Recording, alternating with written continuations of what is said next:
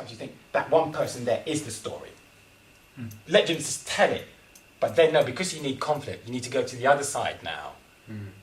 Well, isn't conflict an essence of an essential part of story? I mean, they always say, don't they, in the books, that if you don't have conflict, you're not going to story. I mean, yeah, they do, but interestingly, is it always?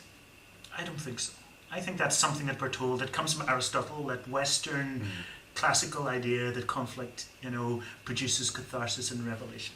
The film that I've just made in Iraq, it's 80 minutes long. There's no conflict. There's a story, but there's absolutely no conflict. So I'm not sure. I'm skeptical of that. I know that's what we're taught. That's what I mean, I'd love that. I'd love there to be a way to tell stories where you didn't always have to find conflict. Can I tell you a story briefly, which I think might be another clip that I could show David?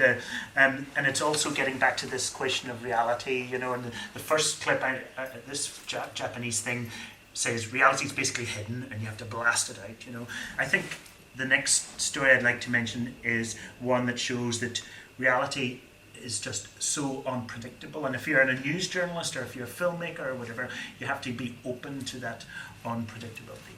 So there's this great Iranian filmmaker called Mohsen Makhmalbaf.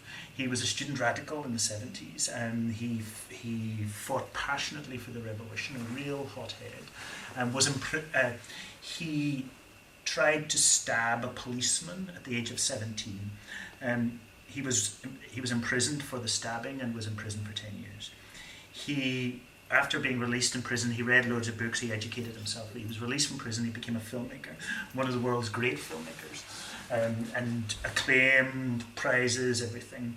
He published in a newspaper a casting call for his new film. This was in 1995. He says, please come along to a casting call, and I want to make my new film. One of the people who turned up was the policeman he tried to stab all those years ago, and he said, I recognise you. And the guy said, yeah, I'm the guy you tried to stab. And he said, what are you doing here? And he said, well, policeman's no life, I want to be an actor. And this is where the genius of Makhmalbaf comes in. He said immediately, right, I want to completely abandon the film I was planning to make, the casting call, because this is far more exciting. So what he did to the policeman, he said, here's a camera. You tell the story of what happened back then in the 70s from your perspective. I'll tell it from my perspective. We were both young men then, and then I'll intercut the two. I think that what I love about that, and the film is utterly wonderful. I'd like to show a wee bit of yeah. what I love about that story is that it shows that one way of capturing reality is just being so open. If we were working in conventional Western ways where you're scheduled and you've got location booked next week and you've got your actors coming and blah blah blah, you couldn't just say, right, trash that, I'm going with this. And that's what they did. The film is a masterpiece, and what is revealed in the film is extraordinary.